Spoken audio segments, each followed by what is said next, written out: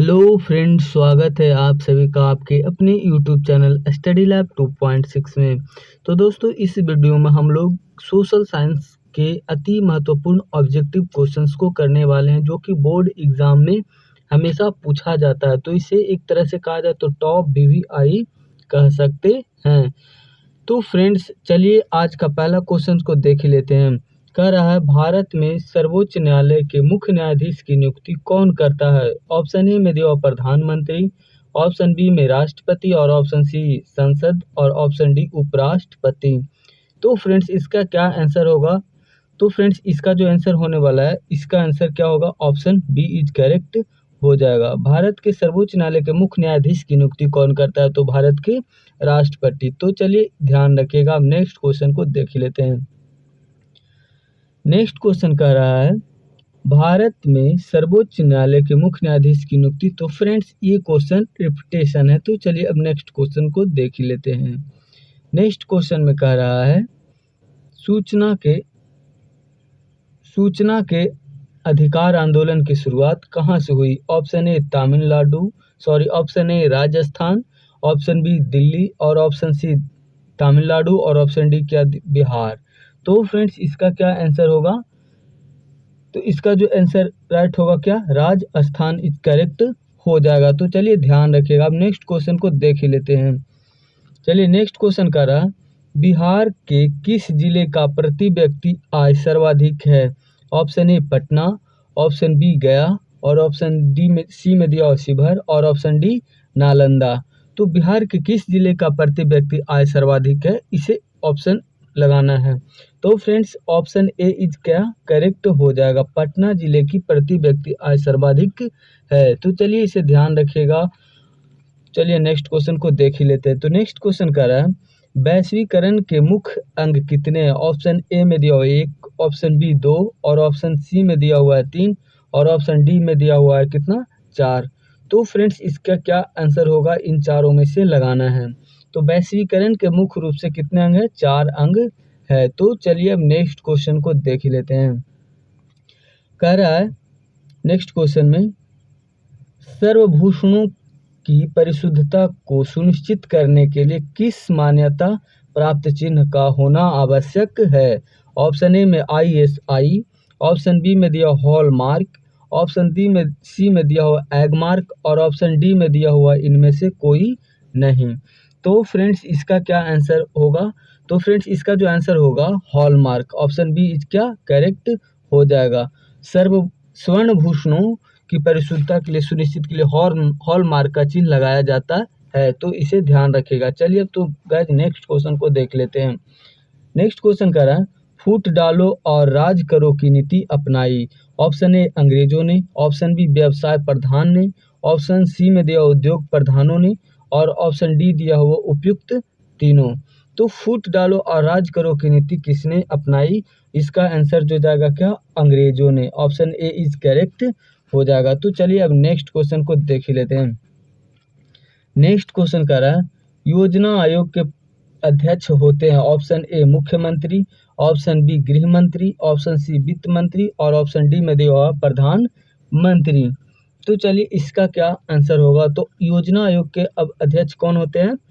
प्रधानमंत्री। देखिए, योजना आयोग की जगह अब लाया गया है नीति आयोग। योजना आयोग की जगह कौन सी आयोग लाया गया है?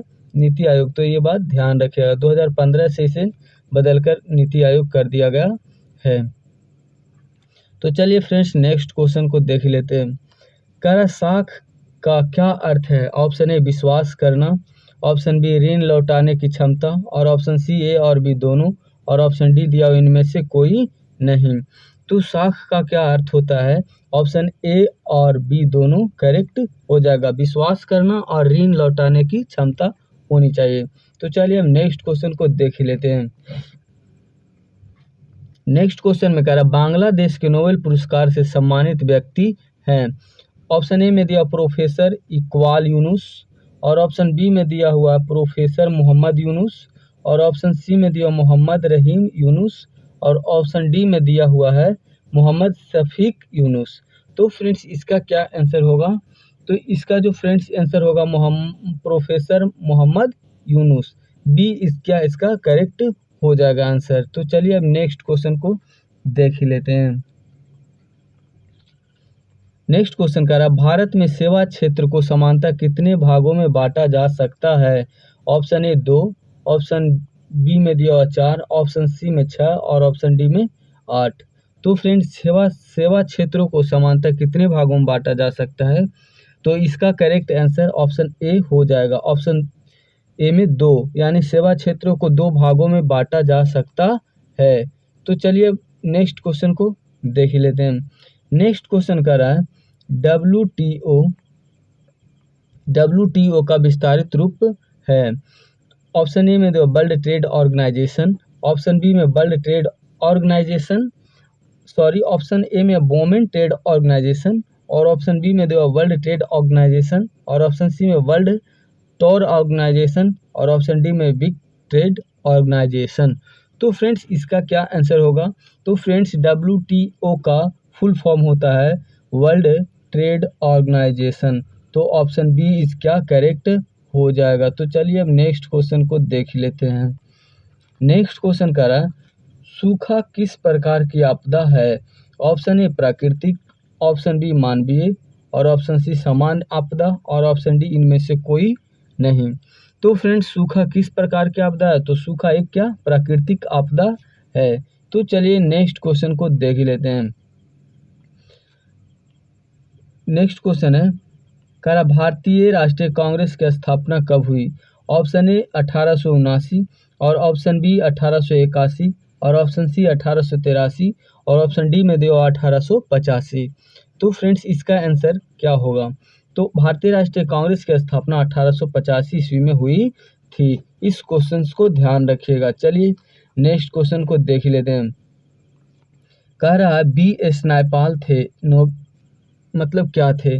ऑप्शन ए में नोबेल पुरस्कार विजेता, ऑप्शन बी में व्यापारी और ऑप्शन सी में दिया इंजीनियर, ऑप्शन डी में मजदूर नेता। तो फ्रेंड्स इसका क्या आंसर होगा? तो BS नायपाल थे एक नोबेल पुरस्कार विजेता थे BS नायपाल। तो इस क्वेश्चन को ध्यान रखिएगा। तो चलिए फ्रेंड्स अब कुछ लघु उत्तरीय प्रश्न जो एग्जाम में आने की प्रबल संभावना है इस क्वेश्चन को देख लेते हैं। तो चलिए यहाँ अर्थशास्त्र का मोस्ट लघु उत्तरीय प्रश्न होंगे। तो देखिए इस प्रश्न को देख लेते हैं। पहला प्रश्न है कह रहा सहकारिता से आप क्या समझते हैं? सहकारिता से आप क्या समझते हैं? तो इसका आंसर देखिए क्या होगा। इसका आंसर है सहकारिता का अर्थ है मिलजुल कर कार्य करना। सहकारिता का अर्थ क्या है? मिलजुल कर कार्य करना। जब ऐसे कार्यों का उद्देश्य आर्थिक हो जाता है तो यह अर्थशास्त्र की सहकारिता है। तो फ्रेंड्स सहकारिता का अर्थ होता है मिलजुल कर क्या कार्य करना।